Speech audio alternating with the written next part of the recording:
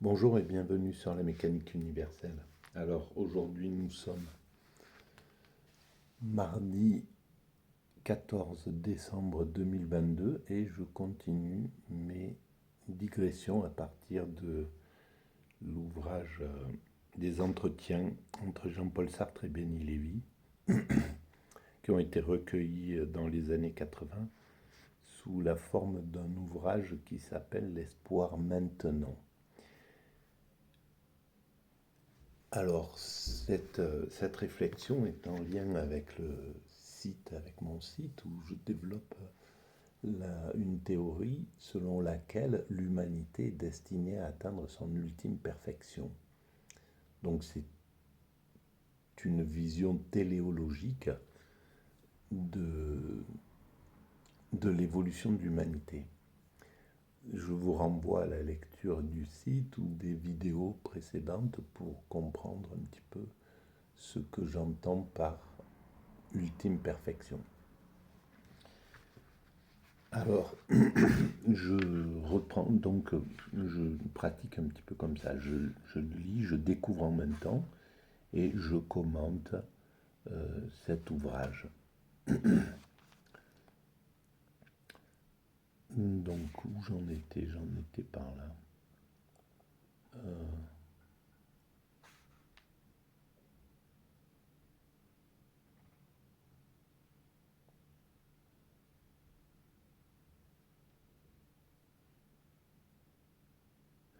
Voilà, mais notre problème est de ne pas recourir au mythe pour énoncer cette pensée originelle de la fraternité. Il y a une recherche entre les deux de l'origine, en somme, de la fraternité. Dans la dernière vidéo, la pensée était de recourir au mythe fondateur. Mais c'est, à mon sens, la fraternité ne peut pas revenir à l'idée d'une fraternité qui serait partisane, en somme, qui appartiendrait à un groupe, qui concernerait un groupe de l'humanité. C'est l'humanité tout entière qui est concernée.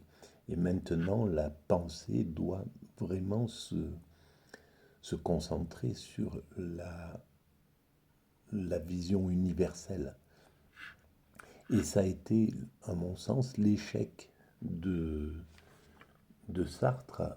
Il cherchait cette idée de fraternité, il cherchait l'idée d'universalité. En fait, qu'est-ce qui pouvait unifier toute l'humanité? Il a choisi la vision communiste, mais ça a été une erreur. En, en se rangeant du côté de l'URSS, qui était en compétition, on va dire, avec le capitalisme américain, il pensait que le communisme que l'URSS allait l'emporter, en somme, globalement sur l'ensemble de la planète, et que l'unité se ferait autour du communisme. Malheureusement, il n'a pas eu une vision assez critique de ce modèle qui n'était pas parfait et qui était malheureusement même criminel, et donc que l'humanité a fini par rejeter. Il n'avait pas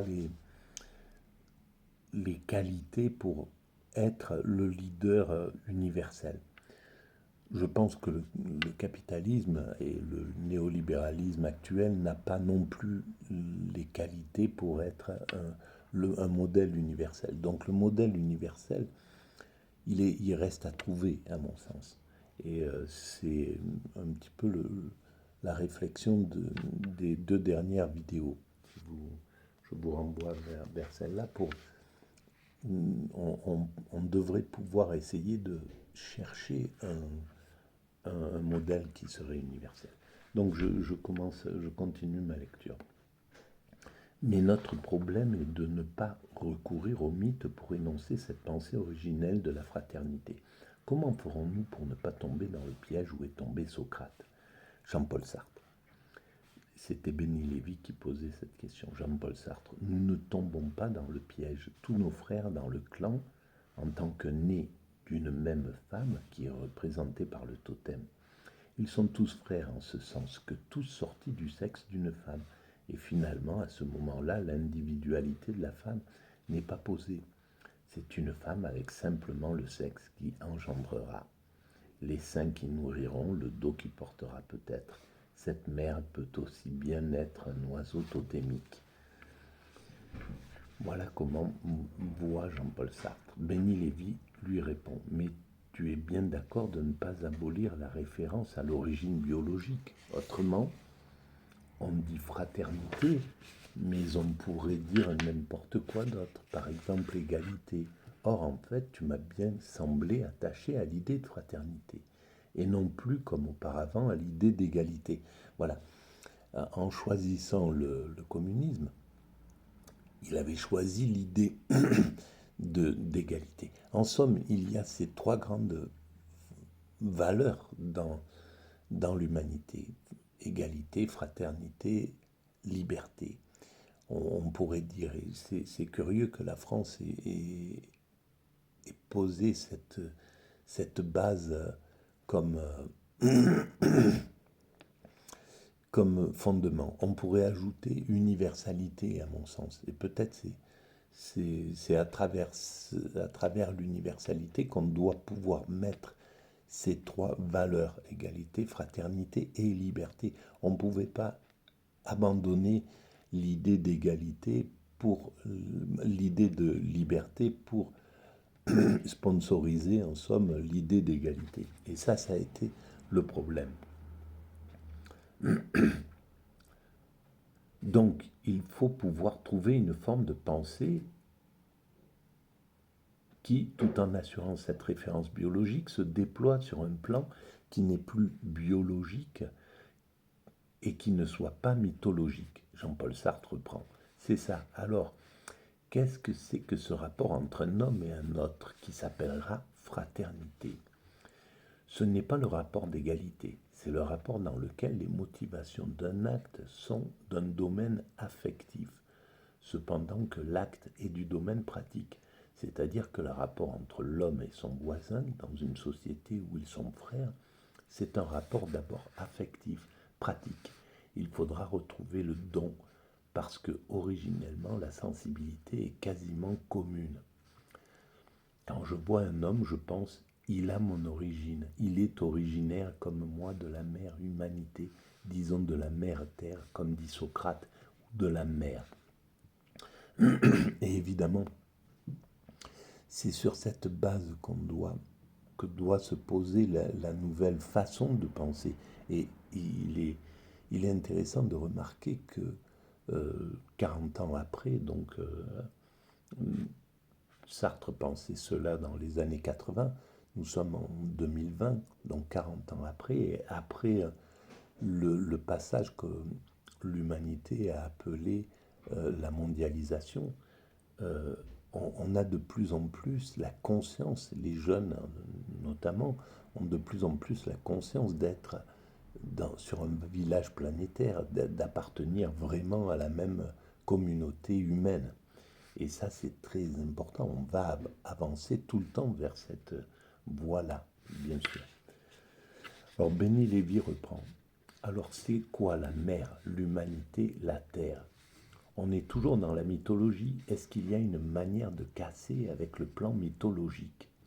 Jean-Paul Sartre répond. Je pense que ce qui n'est pas mythologique, ce qui est réel, c'est le rapport de toi à moi et de moi à toi.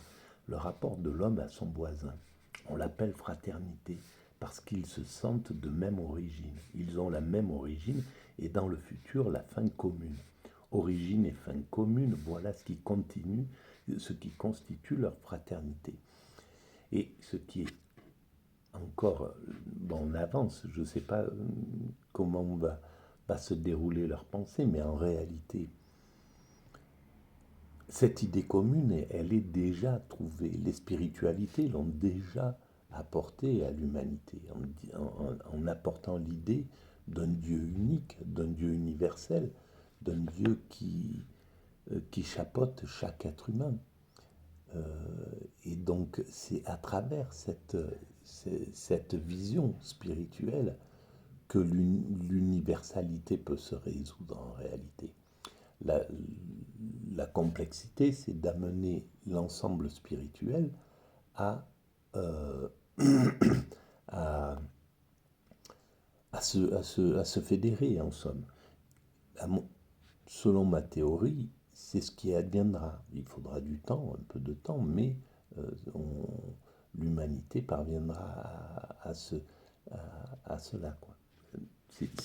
C'est la finalité de l'humanité, l'universalité, et donc la paix universelle, etc. Donc Béni Lévy reprend.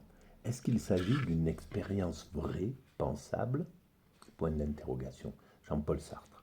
Selon moi, l'expérience totale, vraiment pensable, existera lorsque la fin que tous les hommes ont en eux, l'homme avec un grand H, sera réalisée. À ce moment-là, on pourra dire que les hommes qui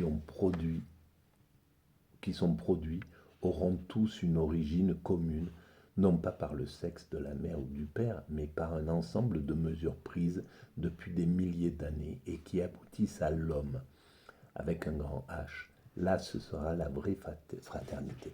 Et en fait, c'est toute la théorie que je défends sur la mécanique universelle.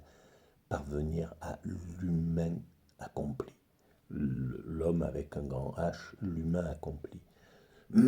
Et nous construisons cela, quoi qu'il arrive. On ne pourra pas échapper à cette finalité. C'est la destinée de l'humanité, à mon sens, parce qu'il y a du sens, parce que cette création, cet univers, a une intention. Tout montre qu'il a une intention. Le principe qui a créé cet univers avait l'intention de créer la vie, l'évolution, l'humanité, euh, les, les valeurs supérieures, l'amour, la fraternité, etc. Et ce n'est pas pour rien.